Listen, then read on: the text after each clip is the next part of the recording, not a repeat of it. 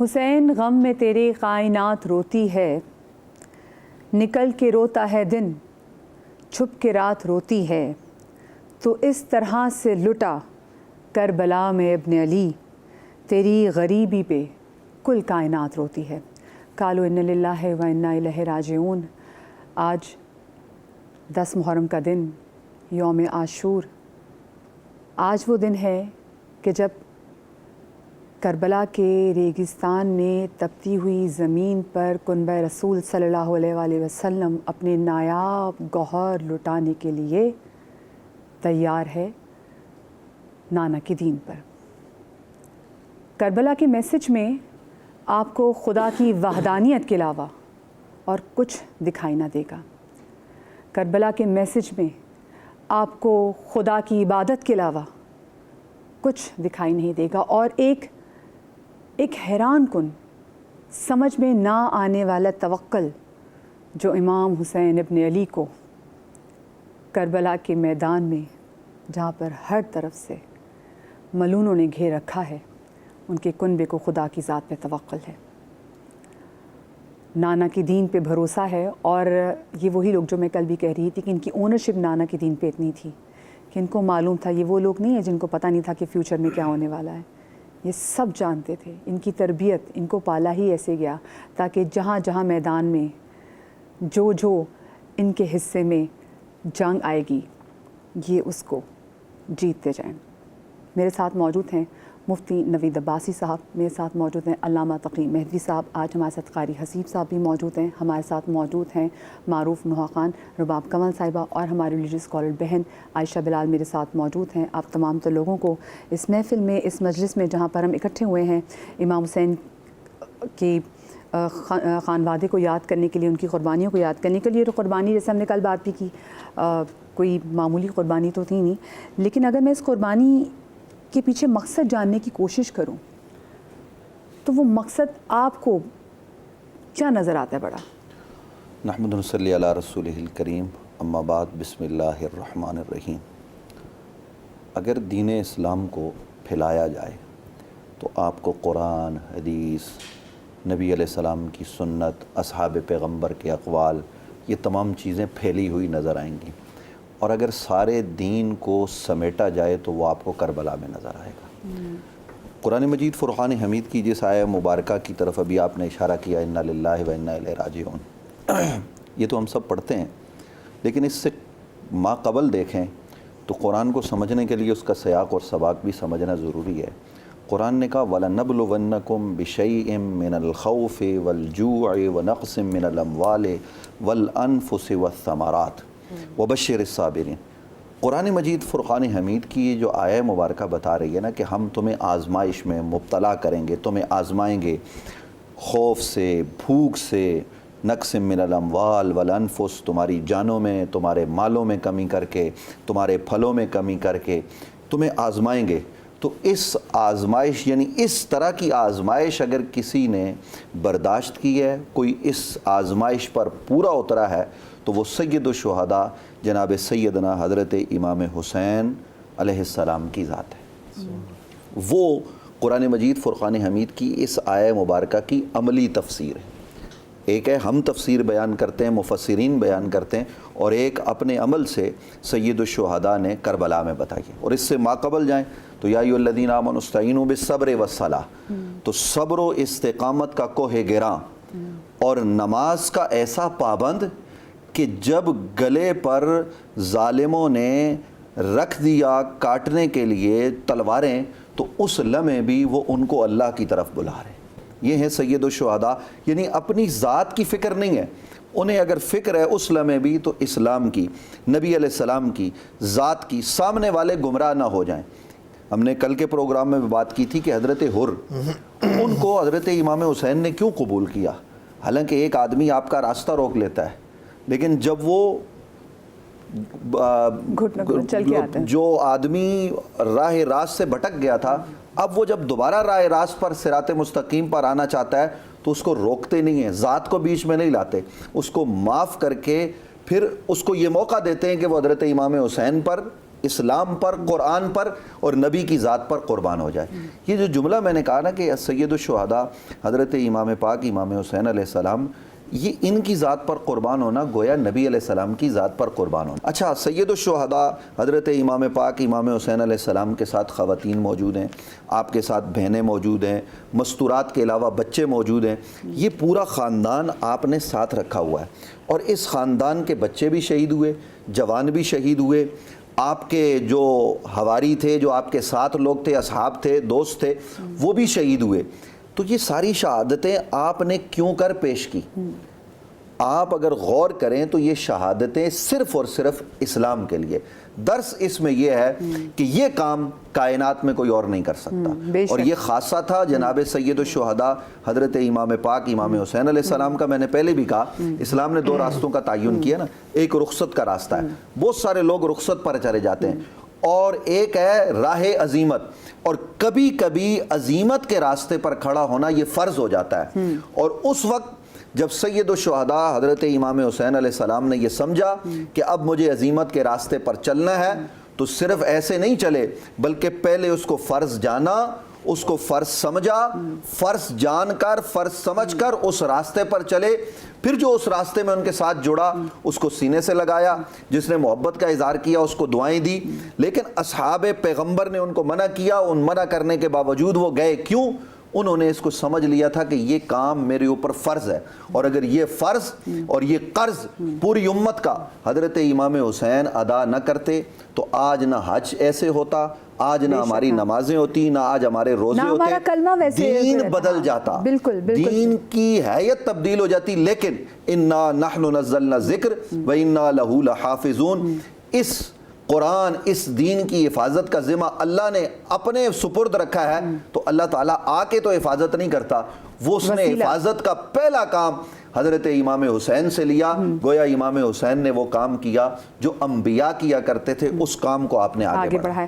علامہ صاحب، جیسے میں نے بات کی، جیسے سامنے یزید کا لشکر کہتا تھا، یزید کہتا ہے کہ اگر بدرالحنین کے ہمارے جو بڑے تھے وہ ہوتے تو وہ دیکھ لیتے ان کا بدلہ پورا کر لیا، تو ایسے اگر ہم دیکھیں، ہم جسٹیفائی کیا آیا تطہیر کو، آیا مباہلہ کو امام حسین نے، کہ اللہ پاک نے، رسول پاک نے کہا کہ یہ میرے جو 2 نواسے ہیں یہ جنت کے سردار ہیں، تو انہوں نے ان سب کو جسٹیفائی کیا کہ کیوں سردار ہیں، کیونکہ کنبہ تو نہیں اور تو کوئی بھی نام دیکھا۔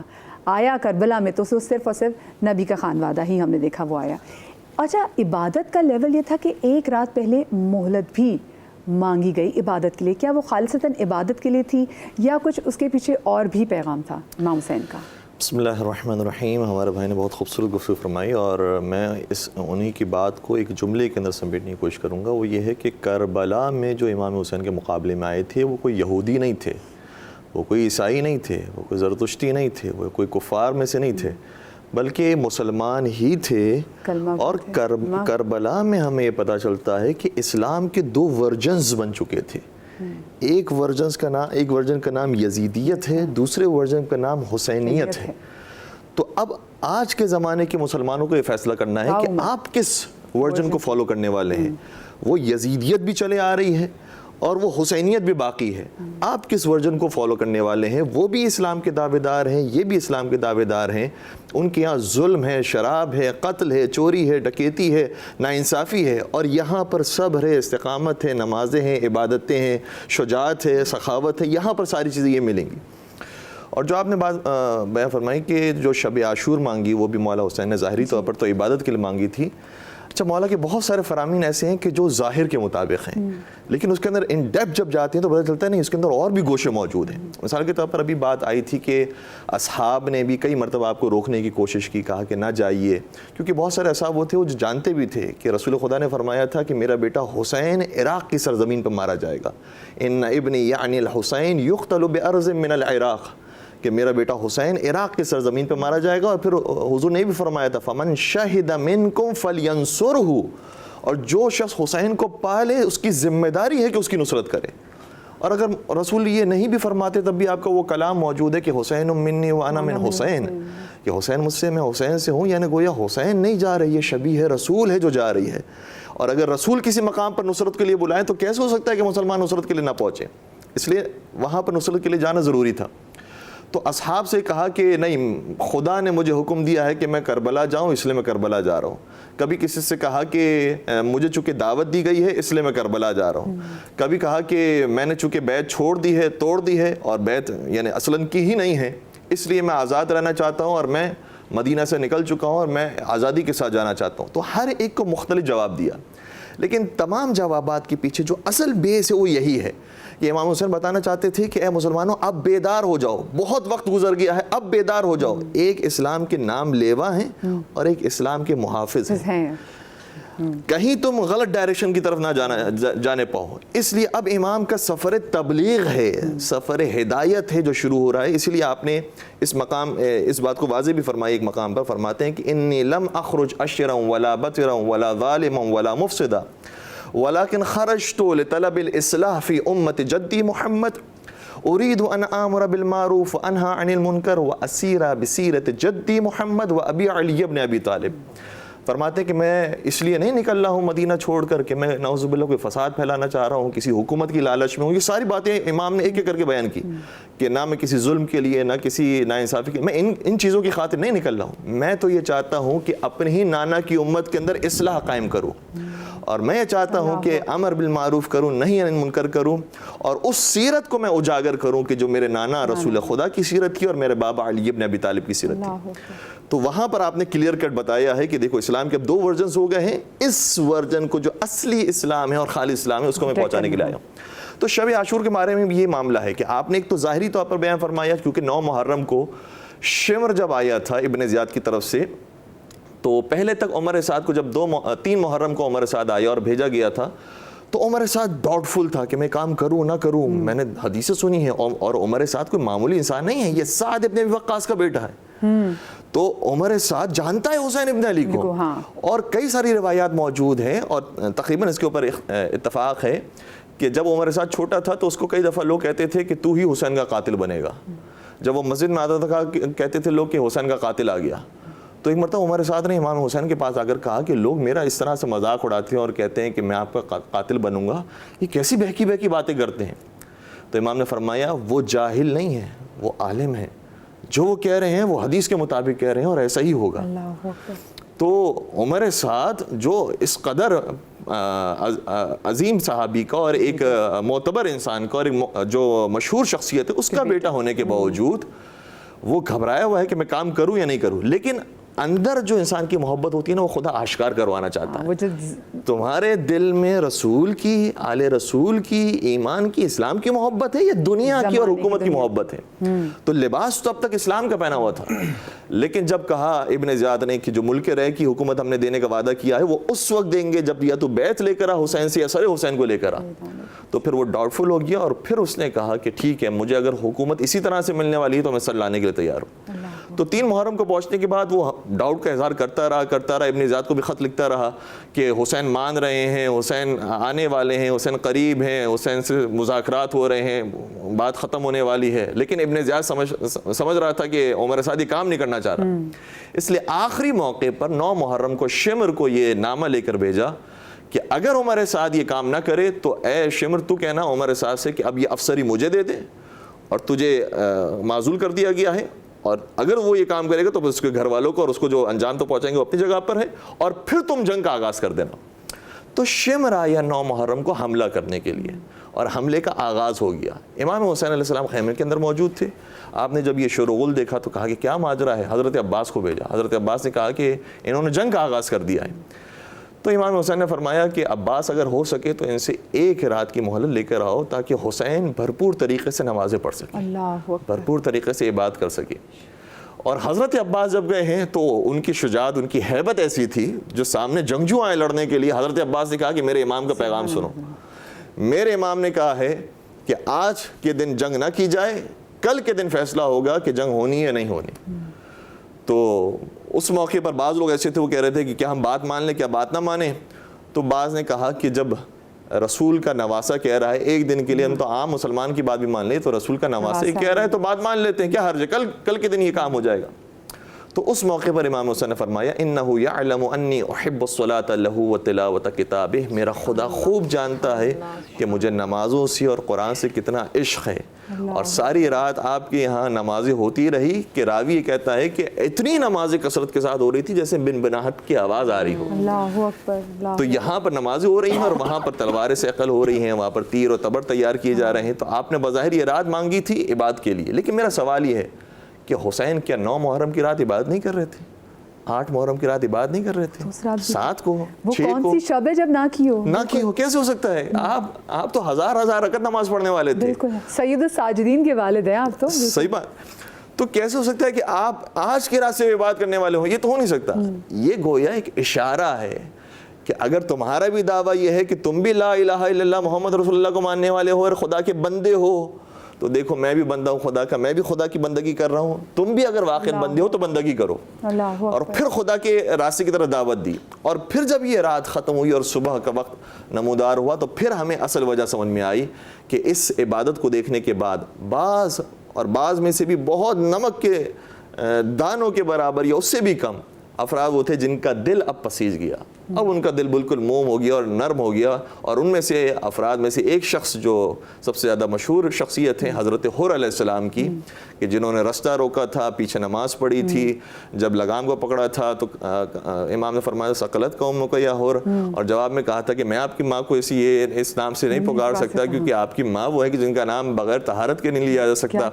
اور پھر چلتے چلتے یہ سارے مناظر، اور پھر حر کے لشکر کو پانی پلانا، گھوڑوں کو سیراب کرنا، وہ جو پیچھے رہ گیا اس کو بھی سیراب کرنا، سارے اخلاقیات کے جب مناظر دیکھ لیے. کربلا میں پہنچ کر مولا کا زمین کو خریدنا، زمین خریدنے کے بعد اس کو اس شرط کے ساتھ دے دینا کہ جو میرا زائر آئے اس کو میری خبر کا بتا دینا، میرے لاشوں کو دفنا دینا، یہ ساری چیزیں حر دیکھتے ہوئے آیا تھا. اور آخری رات جب عبادت پروردگار میں بھی اس نے دیکھ لی تو اب گویا عاشور کا سورج نمودار نہیں ہوا ہے، حر کے مقدر کا سورج نمودار ہوا. اور اس نے کہا کہ میں دیکھ رہا ہوں اپنے سامنے، ایک طرف جہنم ہے ایک طرف جنت ہے، اور میں کبھی بھی جہنم کو جنت پر فوقیت نہیں دے سکتا. وہاں جنت بھی ہے، جنت کے شہزادے بھی ہیں. اور چل پڑا امام حسین علیہ السلام کی طرف اور کہا کہ حل لی توبہ، کہ میرے لیے بھی توبہ ہے. آپ تو رحمت للعالمین کے نواسے ہیں، کیا میرے لیے بھی توبہ ہے؟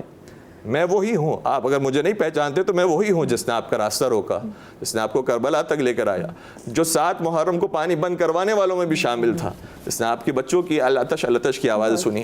اب میں آیا ہوں توبہ کرنے کے لیے، کیا میرے لیے بھی توبہ کا راستہ ہے؟ تو رسول کے اس نواسے نے کہا کہ تیرے لیے بھی توبہ کا نواسہ ہے. اور بعض ارباب ممبر یہ کہتے ہیں کہ یہ بھی انداز شاید اختیار کیا ہوگا کہ حر پہلے جب تو دشمن بن کر آیا تھا تو ہم نے پانی دیا تھا، آج تو میرا دوست اور مہمان بن کر آیا ہے لیکن ہمارے پاس تیری ضیافت کے لیے پانی بھی نہیں ہے، تیری ضیافت کے لیے کوئی کھانا بھی نہیں ہے، میں کیا پیش کروں تیرے لیے؟ تو حر نے بھی کہا ہوگا مجھے شرمندہ نہیں کیجیے گا، مجھے جانے کی اجازت دیجیے. اور بعض ارباب ممبر نے کہا ہے اور مقاتل نویسوں نے لکھا ہے کہ سب سے پہلے جو شہدائے کربلا میں جا کر جام شہادت نوش فرماتے ہیں وہ حضرت حر ابن یزید رہائی تھے. اور یہ بھی ہے کہ بعض روایت میں کہ ان کے بیٹے، کیونکہ وہ بیٹے بھی ساتھ آئے تھے، تو ان کے بیٹے، ہاں، تو بعض روایتوں میں کیونکہ وہ پہلے شہید ہوئے تو خود امام حسین کا جنازہ لے کر آئے، کیونکہ وہ جانتے تھے کہ جوان بیٹے کا جنازہ اٹھانا کتنا مشکل ہوگا. اور کربلا کے میدان میں ہم نے دیکھا کیسے کڑیل جوان کی لاشیں کو خیموں تک لے کر آئے امام حسین.